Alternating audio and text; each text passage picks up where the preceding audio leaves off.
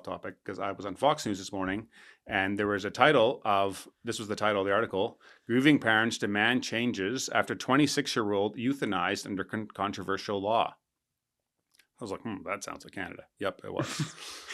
So Margaret Marcilla says doctors helped their son Keanu, who suffered from diabetes and blindness, to meet criteria for MAID in Canada despite a history of mental illness. And so this guy was 26 years old. He had type 1 diabetes, and then he got blind from and he had been struggling with mental health issues since he had a car accident when he was 17. And he tried actually at 22 years old already to get MAID and to make it go forward, but they put a whole bunch of public pressure on, and they got it turned around. And he was mad at first, but eventually he moved in with his parents again. And either way, he went to prove with it, and he died. And I was just like, it was so upsetting to read, especially when you have like half of Canada like talking about ICE problems down in the US. Like that's such a big deal when there's literally people that have broken the law that they're arresting. And here in Canada, our own government has laws that allow their own citizens just to take their life because they're down on themselves. It's interesting because I think the other thing that probably gets a little muddied in the waters here with this issue would be the fact that health records are very private, right? So like at what point is it like socially acceptable that all of a sudden now we're going to start, like at some point they're all like, are they always going to hide under the guise of, hey, we can't talk about that because that was private? Or like, how do they know? Like obviously the family now is saying, hey, he had mental health concerns, but you know, if this was if we were going to do an investigation, we would go and say, hey, how many times did he see a psychologist? Was he under medication? Like, you know, all of a sudden we would all have a very different opinion if he had been under some, you know, on horse tranquilizers basically to deal with his mental health crisis, right? That's it's right. like, we can't talk about that because that's his private information, right? Like, same thing I get when I go downtown and people are cracked out and they're doing drugs and like, you're not allowed to go in the same room as them because it's, you know, confidential, right? I'm like, well, like, where's the public shame? Like I'm saying, if you go down to like Ruth and Naomi's and you want to hang out with people doing drugs, you're not allowed in the room where they're doing drugs. And the safe injection site. Yeah, because it's privacy issues. It's like, you know, yet if you stand and smoke cigarettes on a street corner, you get shunned and mocked and like mixed up. Or don't wear a mask. Yeah, or don't wear. I try to leave COVID in the rearview mirror, but hey, you can keep bringing it back to light if you need to. I'm just upset at what the government did. Like we forget. I don't think we forget. Oh. I don't think we forget. Like the Tucker thing still? Either way, what do you think about this MAID thing? Like this, like that 26-year-old guy can just take his life in this country. Like isn't that just we have the most liberal laws now in that area. My question is, when does the pendulum swing? Like the transgender issue, that pendulum is swinging.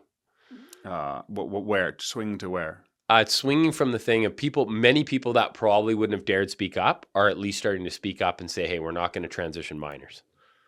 I mean, I guess we have entire provinces now that are saying, hey, like, and that, you know, I would agree that the quiet majority would agree that we shouldn't be transitioning minors, but we have such a vocal percentage of people that are advocating that, right? Yeah. Which in the end, it just leads to, I don't want to say death, but mutilation the body for sure. Like, it's terrible. It's really sad, right? So, yeah, maybe in that area I can see going back, but I think because I think even the UK went back, and now they don't you think? I think with MAID it'll go back, or it's just the end of the world. I don't know, but I mean, like everybody's gonna start to be affected by it, right? There will be somebody in their circle now, less in our circles because you know we don't agree with it, and we don't agree with suicide and stuff. But like the people that are, first of all, the people that are doing it don't consider it suicide, right?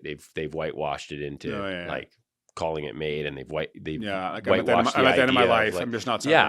But I think you know. I think just there again, it comes back to how we started our conversation about who's God and where's the moral authority. Exactly. It's like if you get to decide that, you be careful when you're your own God. Like if you think you're a great ruler, you do not know the depravity of your own heart, right? Yeah. Like watch out. So I don't know. Yeah. I don't think it ends well, but it's also just really sad because it's always the marginalized and it's just the people that are in the worst spot that are taken advantage of, right? Exactly. Like always people with good support networks and amazing family around them and good communities. Hey, they might have all these issues, but they're always in the meeting with their patient cousin or nephew or son. You know, other people where it's like, hey, there's a disconnect where the family's broken. Now they're being taken advantage of. And the next thing you know, they've killed themselves, right? So it's pretty sad. Okay, moving on. You said the gospel is for the desperate. Do we realize how desperate we are? You put that note in there. Oh man. Do you realize how desperate you are? Sometimes. You still crying lots? Sometimes. Yeah, I'm a pretty broken person. Okay. We'll move Parenting on. brings me in. Oh, did I put any verses there? I was going to read something. No. Where did I put the verses? You put them put somewhere. Mark 1 and Luke 5 in here too. Okay. You put a lot of context for those as well. Sarcasm of God. And you put in here, your banker is not a business consultant. Oh, he's a yeah. salesperson. I was hanging out with a buddy. We're skipping the Bible verse. Yeah, well, no, we'll go to back to the Bible because I got Okay. the Bible. We'll go back to Mark. When Okay, we're talking I'll about look the those up while question. you talk. No, I haven't. Well, Okay. Oh, you you're can, good. sure. I was just interesting. I was hanging out with a friend the other night.